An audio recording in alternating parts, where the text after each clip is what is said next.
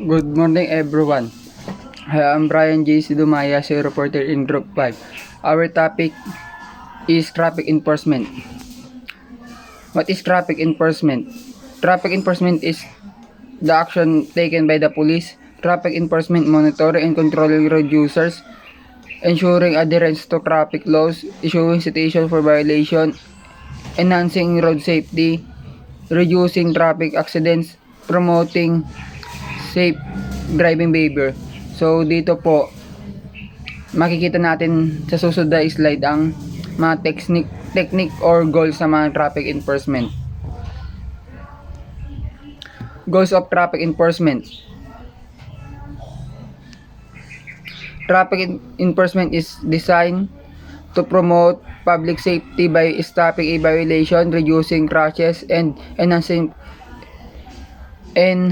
public enjoyment. At this time, it deters other drivers from committing an infraction and historically changes behavior of the ticket driver and onlookers. Its goals are to increase safety level, to increase traffic efficiency, and to ensure a harmonious and comfortable environment. Kung ang isa po man diyan ay wala, kung ang isa man po diyan ay wala, isa lang po ibig sabihin hindi po siya matatawag na goals of traffic enforcement.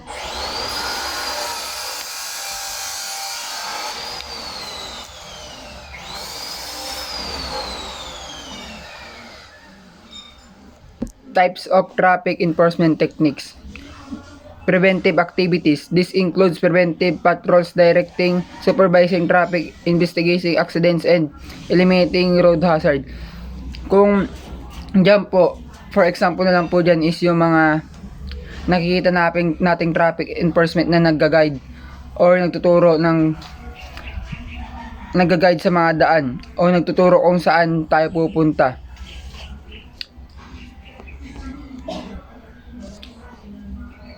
Persuasive activities such as oral, written warning, or visible patrol. Sa persuasive activities po, ito po yung mga sign na nakikita na po natin sa daan. Punitive activities normally dealt with by the courts, police, or traffic and authorities. Sa word na punitive activities po, sila po ibig sabihin kung tayo po man ay kung tayo man po ay nakalabag sa batas trapiko ay may dapat tayong bayaran o panagutan.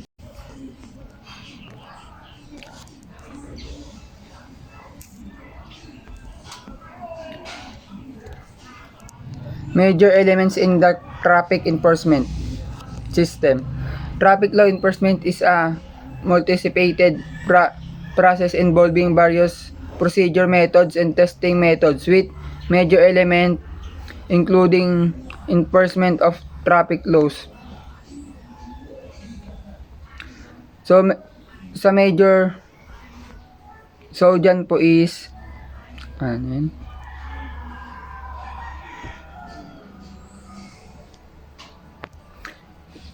So dyan po ay ito ay mahalaga upang mapanatili ang kaligtasan at disiplina sa kalsada at maiwasan ang aksidente sa trapiko at para sa mga kaligtasan ng mga gumagamit po ng ating daan.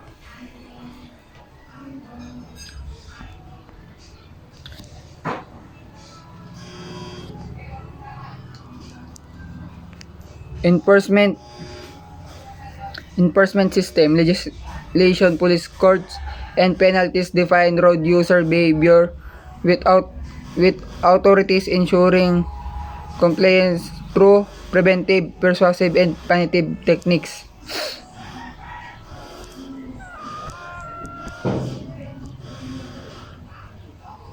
So dyan po sa enforcement system, yung goal nila is mapanatili ang kaayusan sa kalsada, mapanagot ang mga lumalabag sa mga patakaran at itaguyod ang kaligtasan ng mga riders o mga nagbibiyahe na gumagamit ng ating daan.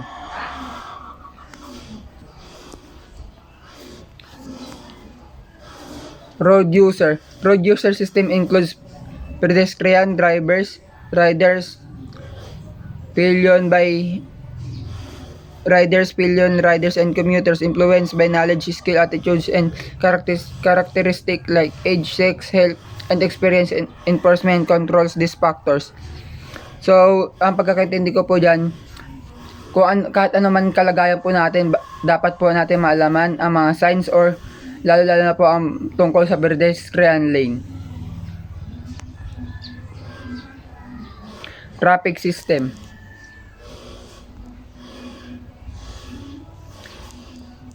Road users behavioral patterns contribute to inefficiency in the traffic system, resulting in the congested flow and accidents.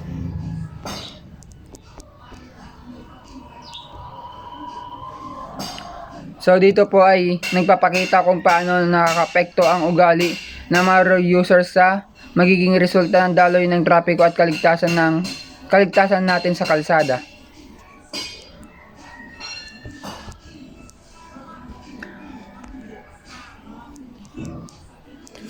Function of traffic enforcement. Police, traffic law enforcement. Police and agencies with police power enforce traffic laws through uniform officer, special equipment, court assistant, and incidental service to highway users. For example na lang po dyan is yung mga highway patrol po natin. Sila po or LTO, sila po yung gumagawa ng ating batas trapiko. Number 2, court traffic law enforcement. The court's role in traffic law enforcement involves a process of assessment and punishment. Diyan naman po is malalaman po natin kung malalaman kung tayo ay nakalabag sa ating batas trapiko.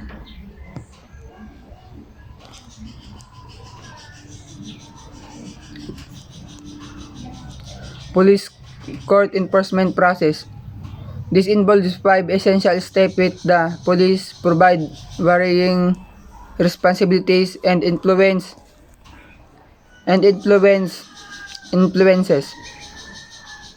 Number 1, detection. The police are responsible for identifying and addressing defects in the behavior of motorists, pedestrian, vehicle, equipment, and road condition requiring legal knowledge. Diyan po natin malalaman kung may mga mali sa ating mga sasakyan. For example na lang po natin dyan is yung mga motor riders. Karamihan po dyan is naka-muffler po or naka-muffler po at yung kalansay po na motor. For in short po is yung mga maling nilalagay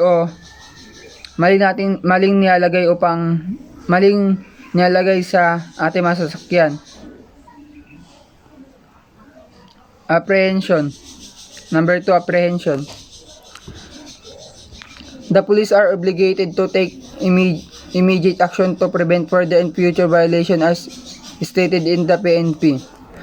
So, according po dyan, parang po nagkakaugnay po yan sa number 1. Kung may nakitang mali po sa ating mga sasakyan or may pinagbabawal po tayo na inilagay, yan po ay dito po papasok ang number 2 na kung saan ang mga pulis ay agad-agad na mag-action upang ma-prevent po natin ang mga violation or future violation po natin.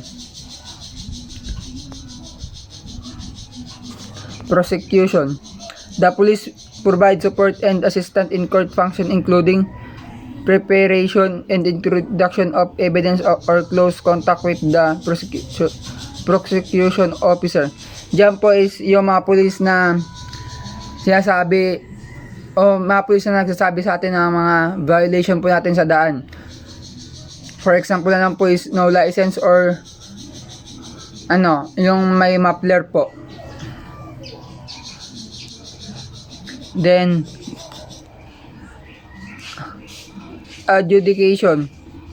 The police support the prosecution in determining the guilt or innocence of the accused, acting as witnesses or providing additional evidence during the court function.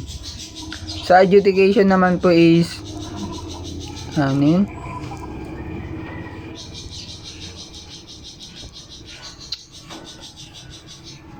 Saan?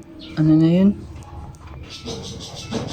So sa adjudication naman po is dito naman ay yung mga pulis na nakakita sa pangyayari magbibigay ng salaysay sa korte upang tukuyin kung ang akusado ay may kasalanan o wala.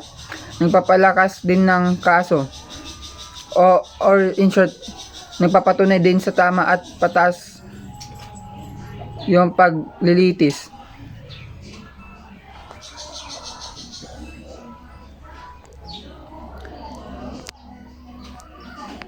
And lastly, the penalization pala. The court's penalty on the accused is heavily influenced by previous conviction records provided the police. Sa penalization naman po, dito na po natin malalaman kung ano po ang dapat natin pagbayaran o ano po ang mga dapat na iwasan upang mga dapat na maiwasan pa natin. For in short po is dito po natin malalaman kung ano po ang dapat natin pagbayaran sa mga nilabag po natin sa kalsada. That's all po. Thank you.